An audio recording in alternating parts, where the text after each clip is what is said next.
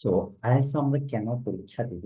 IELTS হচ্ছে মূলত আমরা আপনি যদি মনে করেন যে আপনি পড়াশোনা করার জন্য বিদেশ যাবেন, আপনাকে আইএলটিএস একাডেমিক এক্সাম দিতে হবে।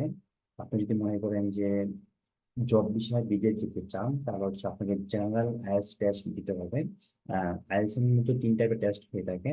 তারপর হচ্ছে লাস্ট হচ্ছে ইউকে বিআইএলটিএস, যেটা হচ্ছে ইউকে এর জন্য।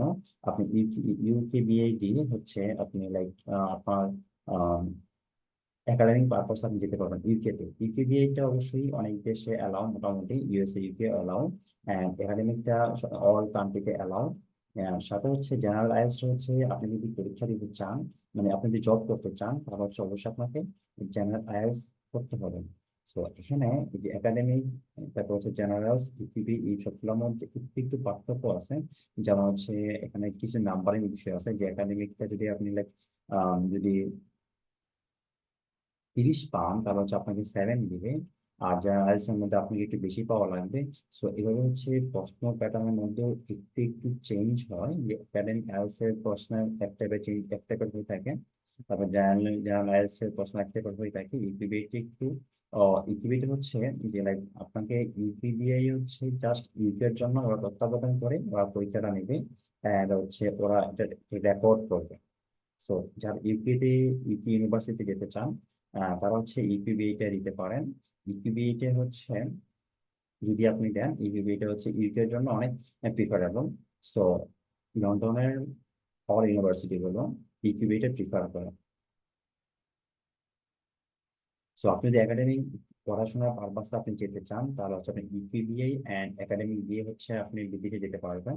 সো আপনাকে ডিসাইড, মানে আপনি ডিসাইড, সাধারণত হচ্ছে অল স্টুডেন্ট একাডেমিক পেয়ে যায়। আর যারা হচ্ছে মেইন ফোকাস থাকে যে আমি ইউকে তে যাব, তারা ইউপিবিটা মূলত অধিক ভালো। তবে ইউপিবিটা কিন্তু আপনি ইউএসএ বা হচ্ছে অস্ট্রেলিয়া, জার্মানি, এই কান্ট্রিগুলোতে অ্যালাউ, এগুলো ওই ইউনিভার্সিটি গুলাতে যেতে পারবেন। হয়তো মাঝে মাঝে কিন্তু দেখতে পারবেন ইউকিউবিটা কোনো ইউনিভার্সিটি অ্যালাউ করে কিনা। আপনি যদি মনে করেন যে আপনি একটা ডিফারেন্ট কান্ট্রিতে যাবেন, আপনার ইউকিউবিটা আছে, আপনি হচ্ছে ওই ইউনিভার্সিটিকে আপনি মেইল করবেন যে আমার একাডেমিক আইএলটিএস নাই, আমার ইউপিবিআইএলটিএস আছে, আমি কি যেতে পারবো কিনা।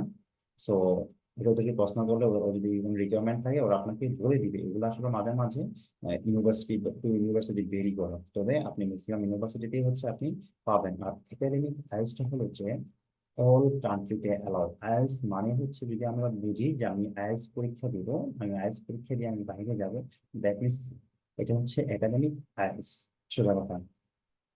সো আমরা হচ্ছে এই আইএলটিএস এর মধ্যে এই তিন টাইপের টেস্ট দিয়ে থাকি। আপনি ইপিবিএস একাডেমিক আইএলটিএস দিয়ে আপনি এনি কান্ট্রিতে যেতে পারবেন।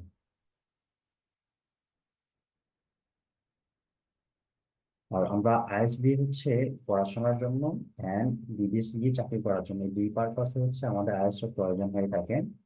সো আপনি যদি মনে করেন যে লাইক কানাডাতে অনেক ওয়ার্কার নিয়ে থাকে, ওই বা হচ্ছে ইউকেতে অনেক ওয়ার্কার নিয়ে থাকে, তখন হচ্ছে আপনাকে জেনারেল আইএলটিএসটা দিতে হবে।